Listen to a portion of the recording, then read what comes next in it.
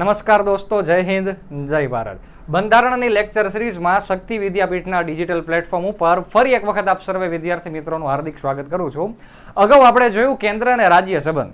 કોન્સ્ટેબલના અભ્યાસક્રમમાં તમારા માટેનો ટોપિક નંબર 3 કે જેની અગાઉ આપણે ચર્ચા કરતા હતા.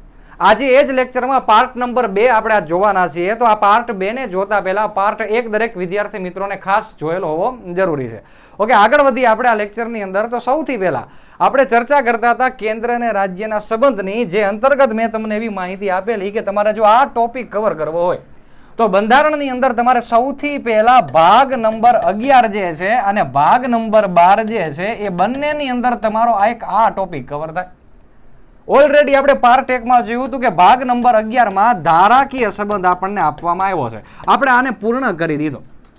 જે વિદ્યાર્થી મિત્રોએ પાર્ટ 1 જોયો નથી એ દરેક વિદ્યાર્થી મિત્રો પાર્ટ નંબર 1 જોયા બાદ પાર્ટ 2 ની અંદર તમે આગળ વધશો.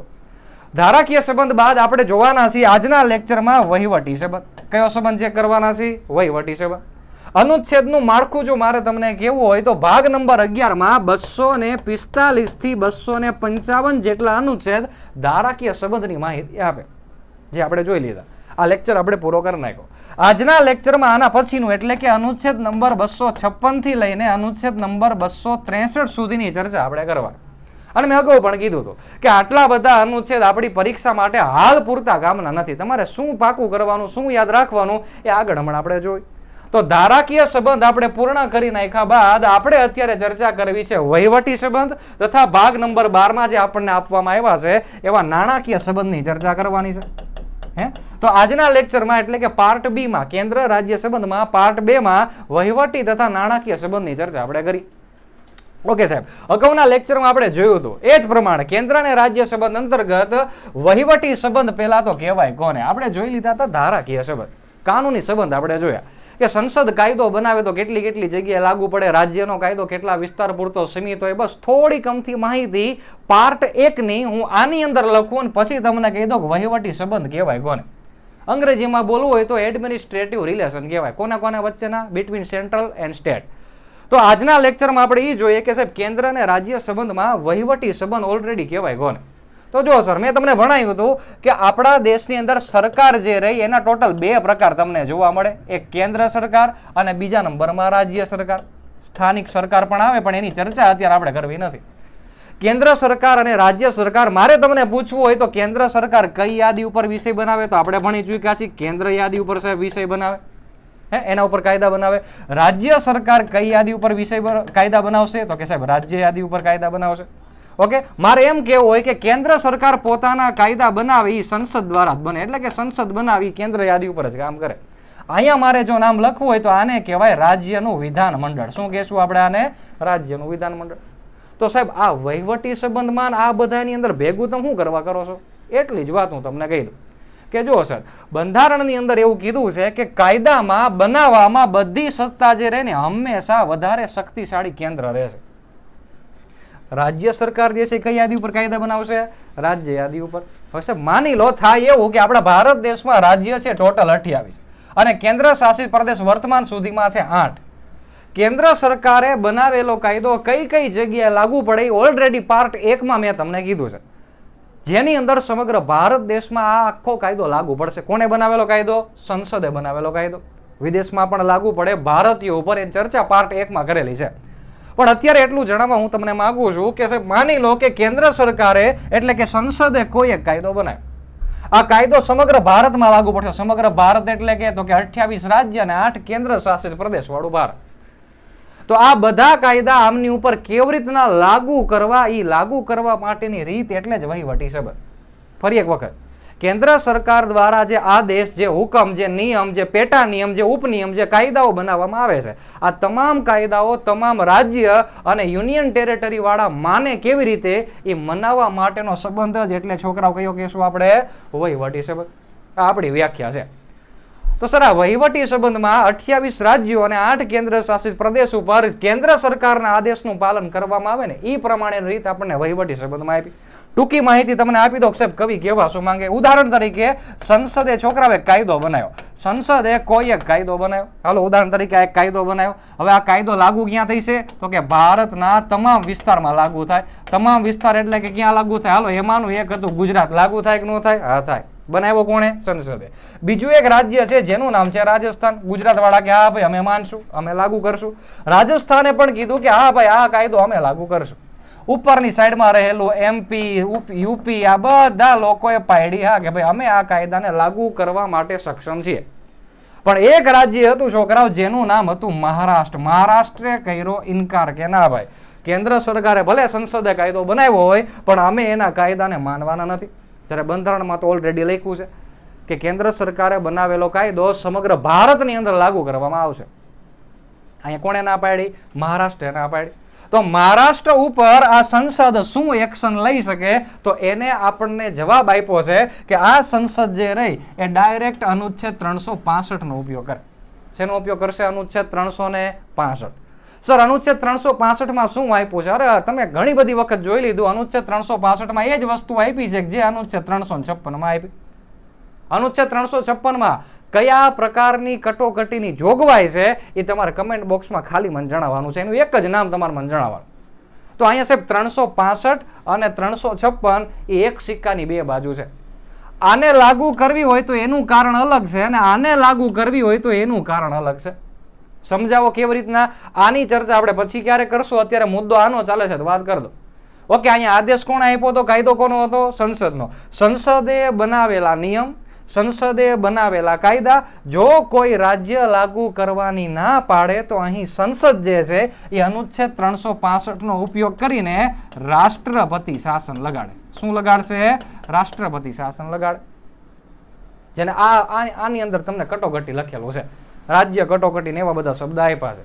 પણ અહીંયા મારો મુદ્દો એટલો છે કે કેન્દ્રના કોઈ વાતનું જો કોઈ રાજ્ય ન માને તો કેન્દ્રવાળા રાજ્ય ઉપર શું લગાડશે? રાષ્ટ્રપતિ શાસન લગાડશે. કયા અનુચ્છેદમાં આવી વાત કરી છે? 365માં. જો બંધારણમાં લખ્યું છે ને એવું રાજ્ય ન કરે તો 356.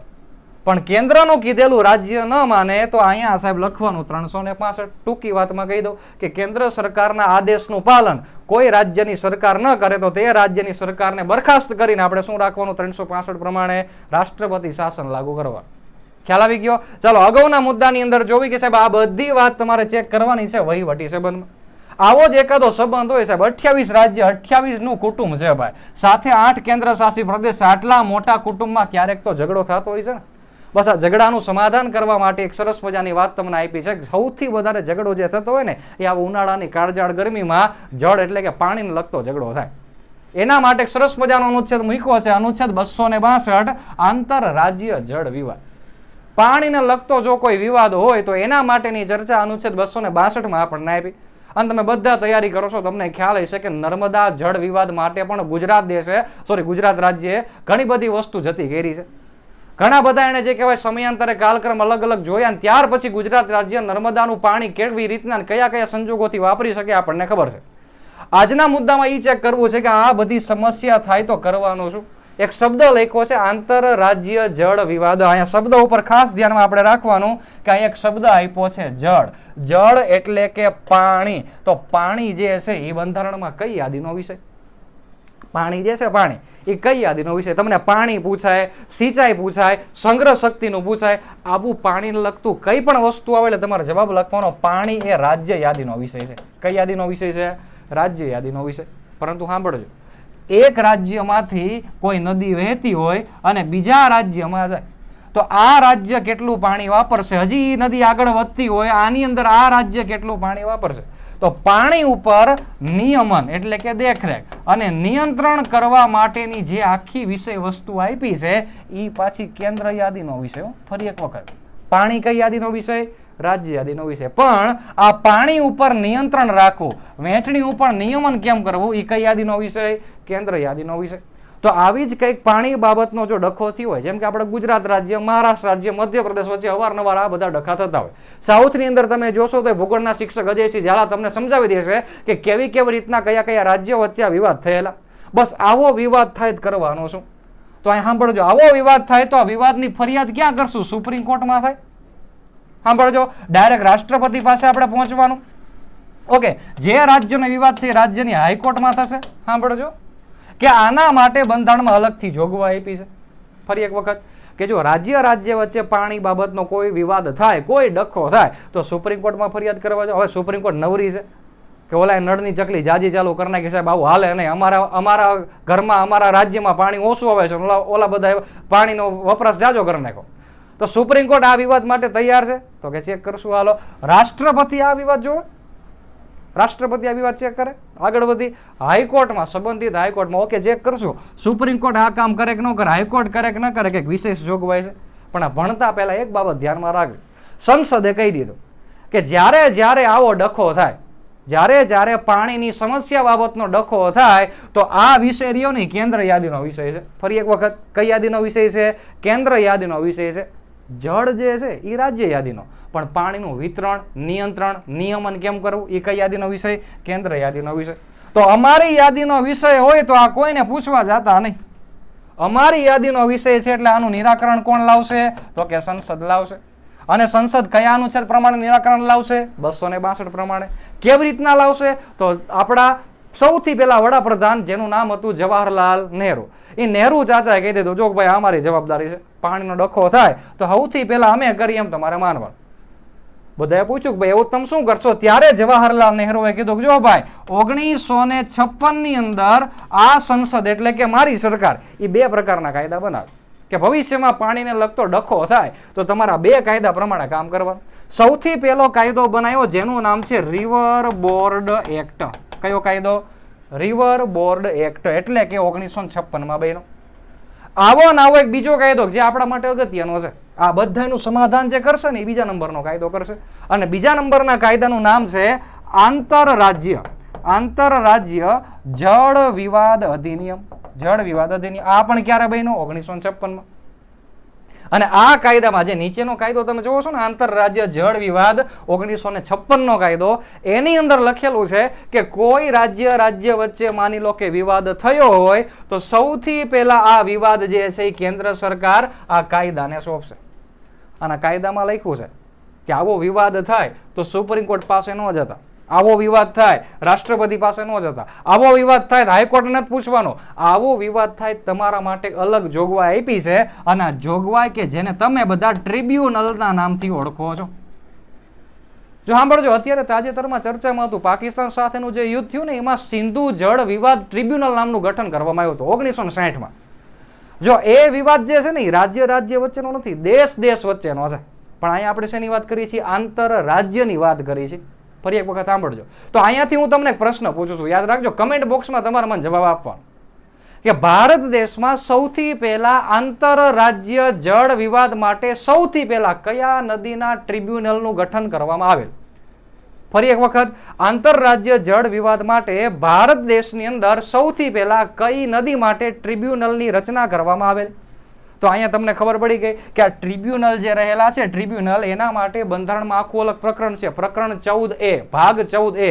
ઇન્દિરાબેન ગાંધીની સરકારે આ ટ્રિબ્યુનલની ચર્ચા આપણને બંધારણમાં કરીને આપી.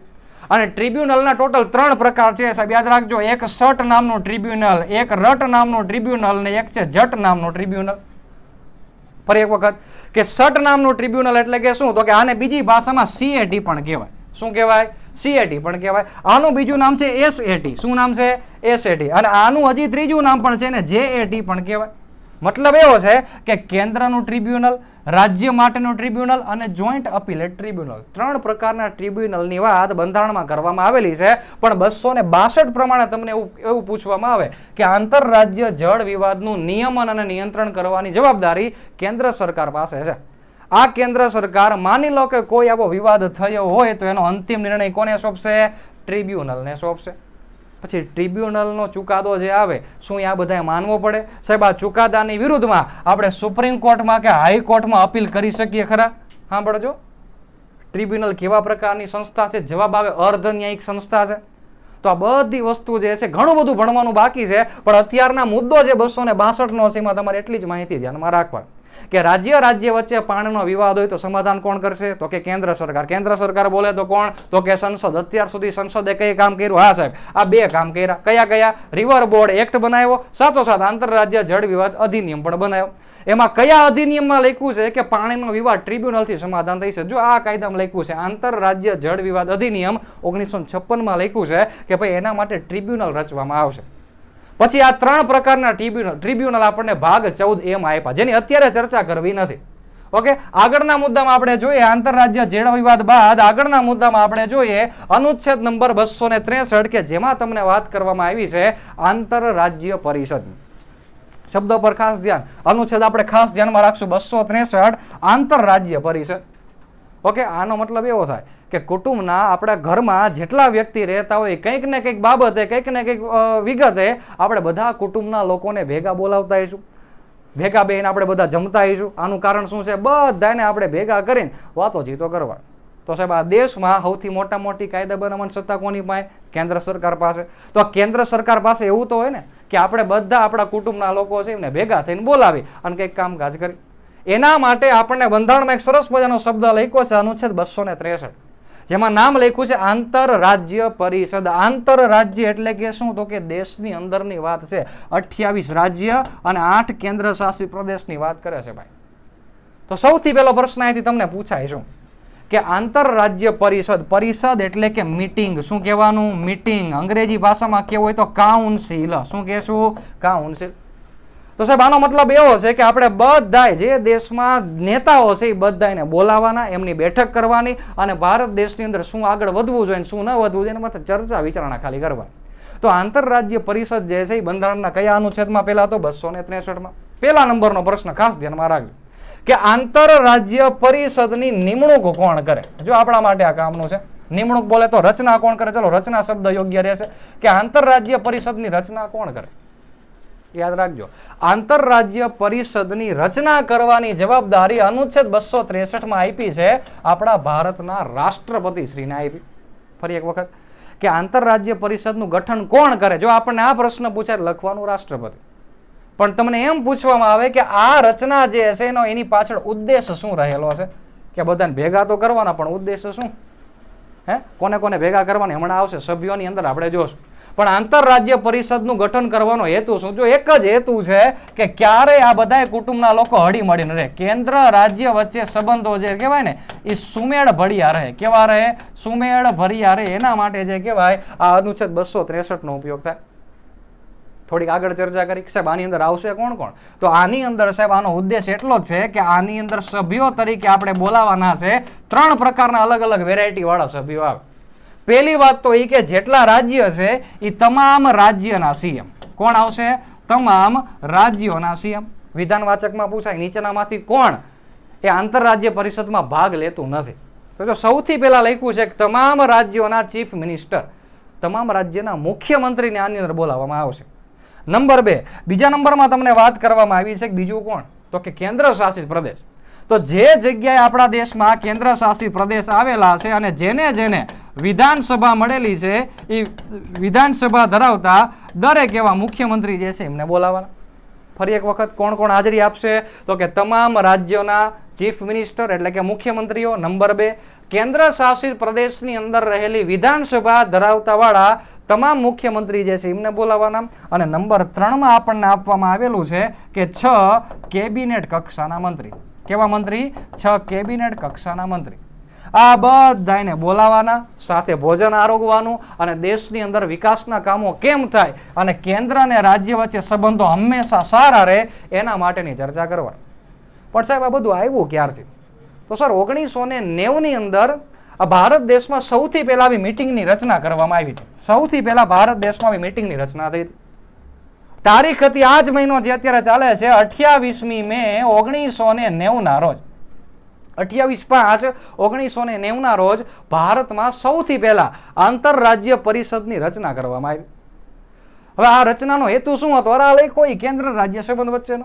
સાહેબ આ રચના 1990માં પહેલી વખત થઈ હતી. હા સાહેબ, શું કરવા થઈ હતી? સાંભળજો. આપણા દેશમાં કેન્દ્ર અને રાજ્ય વચ્ચે સારા સંબંધ રહે એના માટે ભારત દેશની અંદર એક સરકારી કમિશન આવ્યું. કયું કમિશન આવ્યું હતું? સરકારિયા કમિશન. સરકારિયા આયોગ પણ કહેવાય છે અને કમિશન પણ કહેવાય. આ કમિશનના ભાગ ઉપર જ 1990માં આ સૌથી પહેલી વખત આંતરરાજ્ય પરિષદનું ગઠન થયું હતું. યાદ રાખજો. તો સાહેબ સૌથી છેલ્લે ક્યારે થયું હતું? ઓકે, આની અંદર રચના કોણ કરશે? રાષ્ટ્રપતિ. તમને એમ કે દર 5 વર્ષે કરે? ના ભાઈ, એવું ન હોય. રાષ્ટ્રપતિને જ્યારે ઈચ્છા થાય ત્યારે, રાષ્ટ્રપતિને જ્યારે એવું લાગે કે ના બધા લોકોને મિટિંગ કરવી છે તો રાષ્ટ્રપતિ ઉપર ડિપેન્ડ છે. તો સૌથી છેલ્લે આ મિટિંગ ક્યારે થઈ? સૌથી છેલ્લે જે મિટિંગ થઈ હતી ને છોકરા, 2016માં થઈ હતી. ક્યારે થઈ હતી? 2016માં. 2016 પછી હજી આ કોઈને જમાડ્યા નથી. હજી બધા એનું સંયુક્ત ભોજન કરવાનું બાકી છે.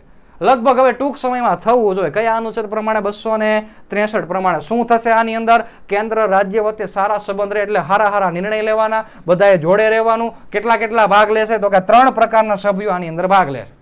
હવે એક પ્રશ્નનો જવાબ તમારે મને ફરી પાછો કહેવાનો કે સાહેબ આ મિટિંગમાં બધા તો આવી ગયા, પણ આ જે આંતરરાજ્ય પરિષદ જે છે એની અધ્યક્ષતા નીચેનામાંથી કોણ કરે? અધ્યક્ષતા કરવાનું કામ કોનું છે? આ પ્રશ્નનો જવાબ તમારે મને કમેન્ટ બોક્સમાં આપવાનો. ફરી એક વખત, નીચેનામાંથી અનુચ્છેદ 263માં બોલાવવામાં આવેલી રાષ્ટ્રપતિ દ્વારા આંતરરાજ્ય પરિષદનું અધ્યક્ષતા નીચેનામાંથી કોણ નિભાવે છે? આનો જવાબ તમારે કમેન્ટ બોક્સમાં આપવાનો. ઓકે, આગળ વધી. અનુચ્છેદ 263ની અંદર આટલી જ બાબત તમારા માટે કામની. ઓકે, આગળ થોડાક આપણે વધીને એની અંદર તમને આપ્યા છે કેન્દ્ર અને રાજ્ય વચ્ચેના નાણાકીય સંબંધ. જો વહીવટી સંબંધમાં આટલું તમારે ધ્યાનમાં રાખવાનું. શું યાદ રાખશો? તો કે સૌથી પહેલા આપણે આંતરરાજ્ય જળ વિવાદ ભણ્યા. આંતરરાજ્ય જળ વિવાદ હજી સુધી આવું આપણને પૂછાયું નથી.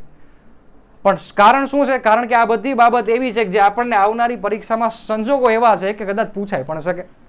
આગળ વધી. બીજા નંબરમાં આપણે એવું ભણ્યા કે આંતરરાજ્ય પરિષદ. આંતરરાજ્ય પરિષદ. હવે આમાં બીજી ક્ષેત્રીય પરિષદ આવે, ઝોનલ કાઉન્સિલ પણ આવે. એ બહુ લાંબો લેક્ચર થઈ જાય એટલે હું તમને અત્યારે ટૂંકી ભાષામાં તમને કહી દઉં છું. આટલી બાબતને તમારે ખાલી જોવા.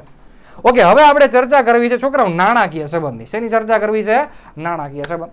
કોની વચ્ચેનો નાણાકીય સંબંધ? તો કે કેન્દ્ર વત્તા રાજ્ય વચ્ચેનો નાણાકીય સંબંધ. સર આની અંદર આવશે શું? આ લખ્યું છે છૂટાનો સંબંધ, નાણાકીય સંબંધ. તો મતલબ એ થયો કે અહીંયા જે સૌથી મોટી સરકાર જે દિલ્હીમાં એટલે કે કેન્દ્ર સરકાર બેઠી છે એ કેન્દ્ર સરકાર પાસે પૈસા જાજા આવશે. આ પૈસા જે છે એને નાના કુટુંબી વ્યક્તિઓને વાપરવા માટે આપવા પડશે. કોકને ઓછા પૈસા આપે ને કોકને જાજા પૈસા આપે તો વહાલા દવલાનો કદાચ ભેદભાવ લાગે. તો આવો ભેદભાવ ન થાય એના માટે ભાગ 12 આપ્યો.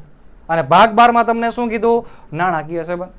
કયા અનુચ્છેદથી કયા અનુચ્છેદમાં જોગવાઈ છે એની સાથે લેવા દેવા નથી, પણ હું તમને કહી દઉં છું. અનુચ્છેદ 264 થી અનુચ્છેદ 293માં ભારત દેશના બંધારણનો ભાગ 12 નાણાકીય સંબંધની ચર્ચા કરે.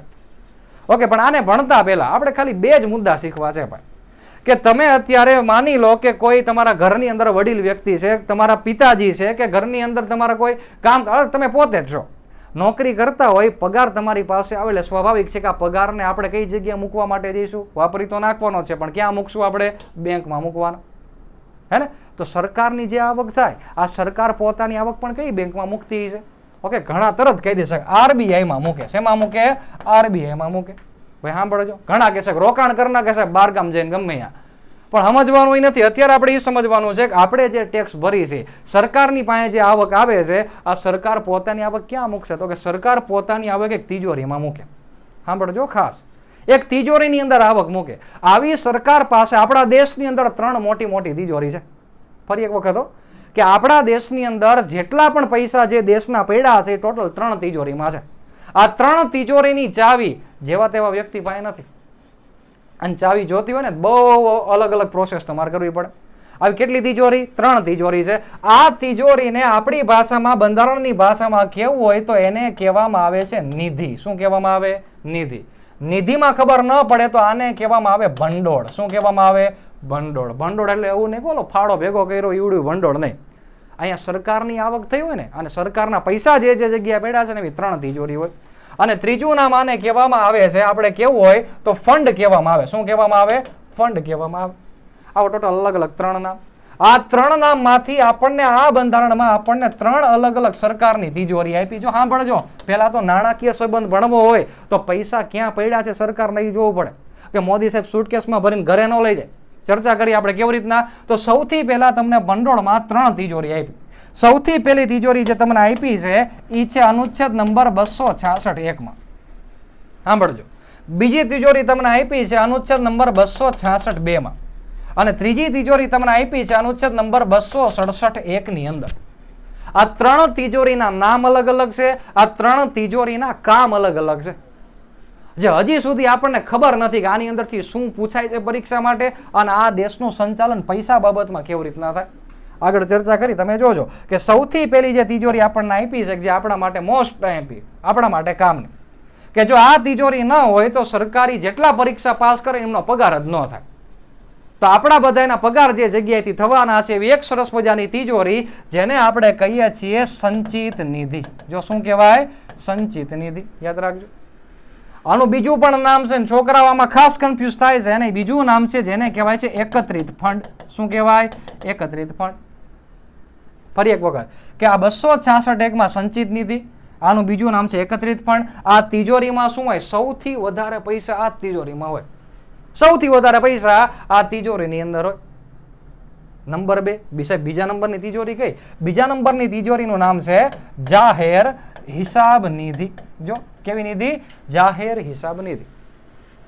આ તિજોરીની વાત 266(2) માં કરી છે, ચર્ચા કરી કયા પૈસા કઈ કઈ જગ્યાએ હોય એની વાત આપણે કરી.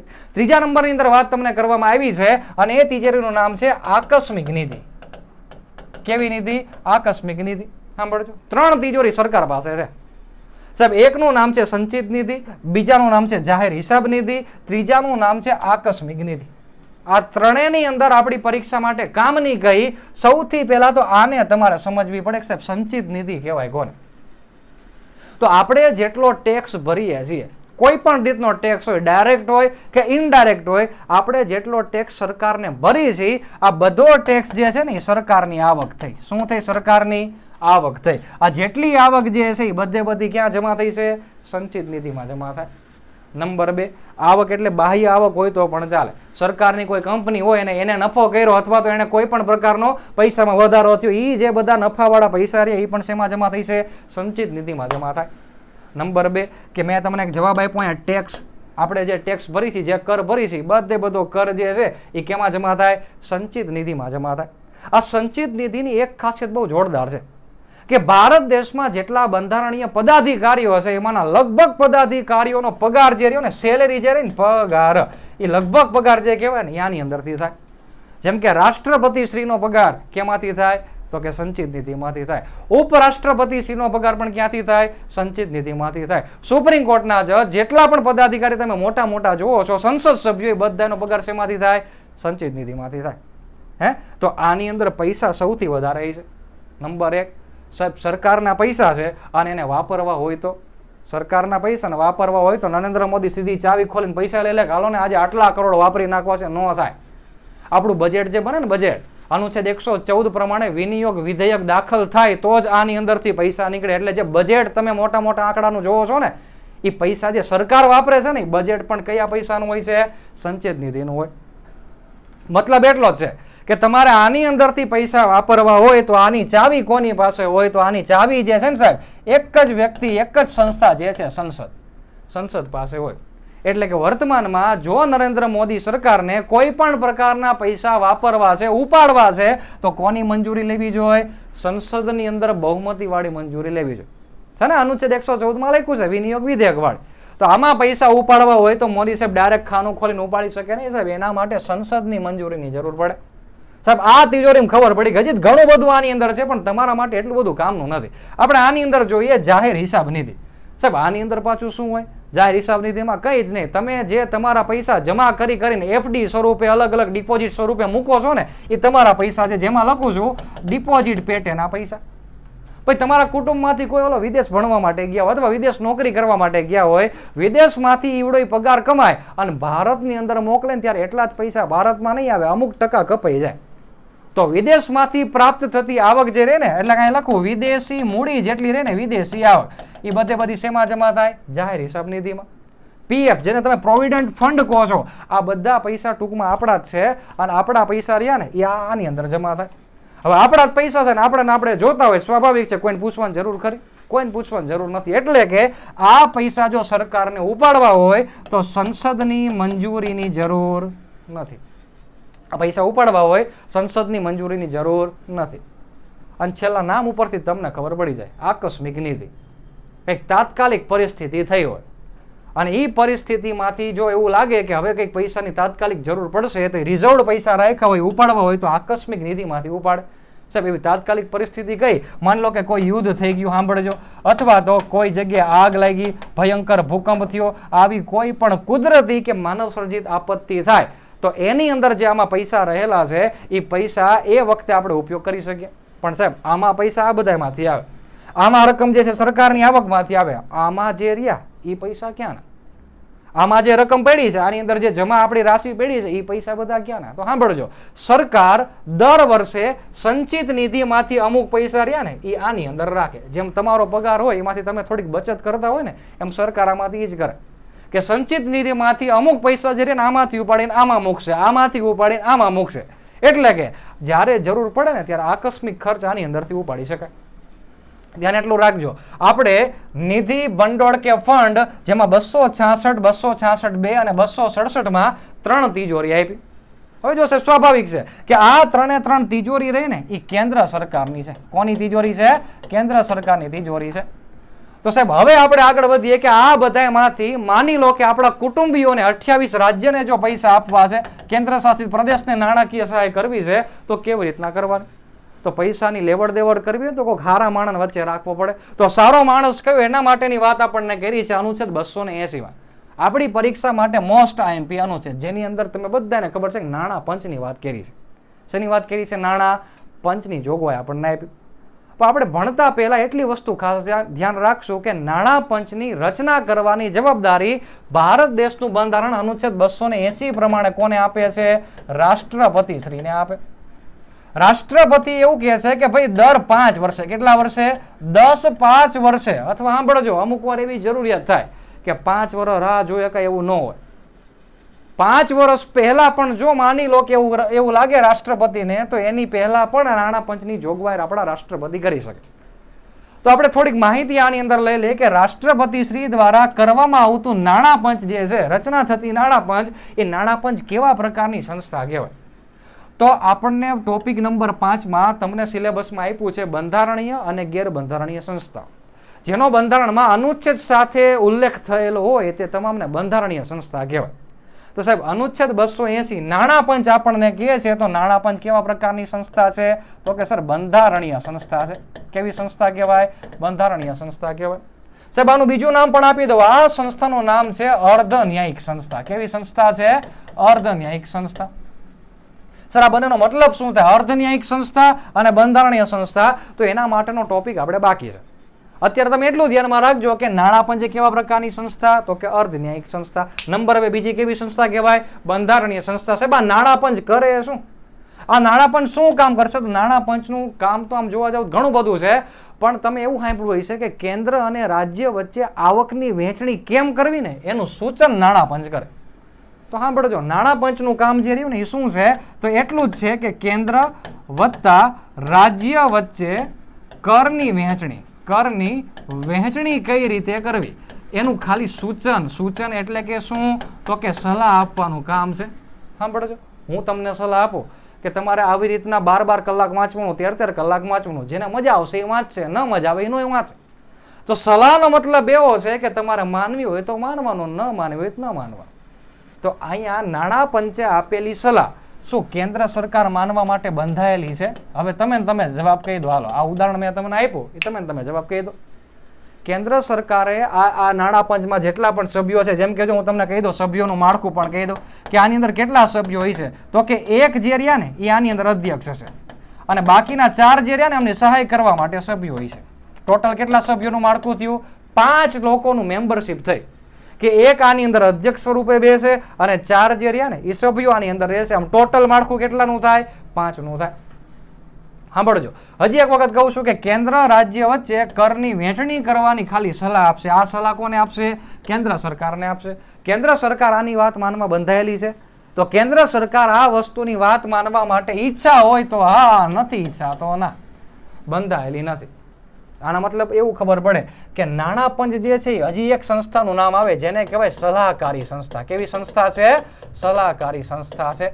જો સાંભળજો, 3 વસ્તુ આપણે શીખ્યા. નાણાં પંચ અનુચ્છેદ 280 રચના કરવાની જવાબદારી કોની? રાષ્ટ્રપતિ શ્રીની. ક્યારે કરશે? દર 5 વર્ષે અથવા તે પહેલા જરૂર જણાય ત્યારે. નંબર 2 કે આપણા દેશની અંદર આ નાણાં પંચ જે રહ્યું કેવી સંસ્થા કહેવાય? બંધારણીય સંસ્થા. બીજું નામ અર્ધન્યાયિક સંસ્થા. ત્રીજું નામ સલાહકારી સંસ્થા. નાણાં પંચે જે અહેવાલ આપ્યો એ કેન્દ્ર સરકાર માનમાં બંધાયેલી છે? ના ભાઈ, બંધાયેલી નથી. કેમ બંધાયેલી નથી? કારણ કે એનું નામ કામ શું છે?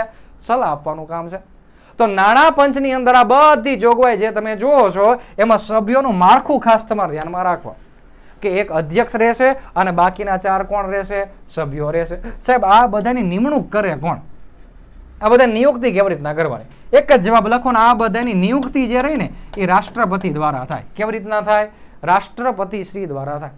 પણ હવે સાંભળજો, આમની લાયકાત નક્કી કોણ કરે? એટલે કે કેટલા વર્ષ પૂરા કરેલા હોવા જોઈએ, કોણ કોણ આની અંદર બેસે ને કોણ કોણ નહીં. તો લાયકાત નક્કી કરવા માટે સંસદ જવાબદાર છે. કોણ જવાબદાર છે? સંસદ. અને સંસદ એક અધિનિયમ પણ બનાવ્યો છે કે જે આ 5 સભ્યોની લાયકાત નક્કી કરે. એ આપણા માટે કામનું નથી, પણ ટૂંકમાં તમને એટલું કહું કે આ બધાની નિયુક્તિ કરવાની જવાબદારી કોની? રાષ્ટ્રપતિ શ્રીની છે. તો અત્યારે આપણે નાણાં પંચ ચેક કરીએ છીએ. નાણાં પંચની અંદર ખાસ એક વસ્તુ ધ્યાનમાં રાખવાની, વર્તમાનમાં હાલમાં આપણા ભારત દેશમાં 2025ના મે મહિનાની પરિસ્થિતિએ વર્તમાનમાં 16મું નાણાં પંચ સક્રિય છે. તમારે એટલું કહેવાનું કે પ્રથમ નાણાં પંચ જે છે, પ્રથમ નાણાં પંચ જે છે એ ભારત દેશમાં ક્યારે ગઠિત થયેલું અને એના સૌથી પહેલા અધ્યક્ષ બનનાર વ્યક્તિ કોણ હતા? યાદ રાખજો. કમેન્ટ બોક્સમાં જવાબ આપવાનો. મેં તમને 3 પ્રશ્ન પૂછ્યા છે આ લેક્ચરમાં, એમાંનો ત્રીજો પ્રશ્ન આવડવા છે. ભારતમાં પ્રથમ નાણાં પંચના અધ્યક્ષ કોણ હતા અને ગઠન કયા વર્ષે થયું હતું? ઓકે, વર્તમાનમાં જે નાણાં પંચ જે છે ને 16મું છે. તમારે મને પહેલું કહેવાનું, જેના અધ્યક્ષ કોણ છે? અરવિંદ પનગઢિયા. જે આ વ્યક્તિને તમે જોવો છો અરવિંદ પનગઢિયા એ વર્તમાનમાં 16મા નાણાં પંચના અધ્યક્ષ છે. આની અંદર ટોટલ 4 સભ્યો છે, જેમાં અજય નારાયણ ઝા, એન્ની જ્યોર્જ, મનોજ પાંડા અને રિતિક પાંડે. એક જે કહેવાય એ ટેમ્પરરી સભ્ય રાખ્યા છે જેનું નામ છે SK ઘોષ, પાર્ટ ટાઈમ સભ્ય છે. વાસ્તવિક કેટલા છે? ટોટલ 4. આપણા માટે કામના કોણ છે? અરવિંદ પનગઢિયા. તો કેન્દ્ર અને રાજ્યના સંબંધમાં, નાણાકીય સંબંધમાં આપણે અનુચ્છેદ 280 અને નાણાંનું વિતરણ કેવી રીતના થાય ને તમારે ખાલી જોવાનું. તો કેન્દ્ર સરકાર ટેક્સ કેવી રીતના આપશે, કેવા પ્રકારમાં કયા રાજ્યને જોગવાઈ વધારે આપશે, એ બધી વાત નાણાં પંચ કરશે. સાથોસાથ કે કોઈ પંચાયતી રાજની સંસ્થા છે, એને કોઈ ગ્રાન્ટ આપવી છે, એને કોઈ રકમ આપવી છે, તો કેવી રીતના આપવી એનું સલાહ આપવાનું કામ પણ કોણ કરશે? નાણાં પંચ કરશે. એમ નાણાં પંચના ઘણા બધા કામ છે. પણ આપણી પરીક્ષા માટે નાણાં પંચ કેટલું ઉપયોગી હતું અનુચ્છેદ 280 અંતર્ગત મેં તમને આ 2 સ્લાઇડની અંદર ભણાવ્યું. તો કેન્દ્ર અને રાજ્ય સંબંધનો આપણો આ ટોપિક અહીં આપણે પૂર્ણ કરીએ છીએ. આપ સર્વે વિદ્યાર્થી મિત્રો પાર્ટ 1 અને પાર્ટ 2 કેન્દ્ર રાજ્ય સંબંધ તમે જોઈ લેશો, જે બંધારણનો તમારા અભ્યાસક્રમનો ટોપિક નંબર 3 કવર કરે છે. મળીએ છીએ કંઈક નવા ટોપિક સાથે બંધારણમાં આગળ. જય હિન્દ, જય ભારત.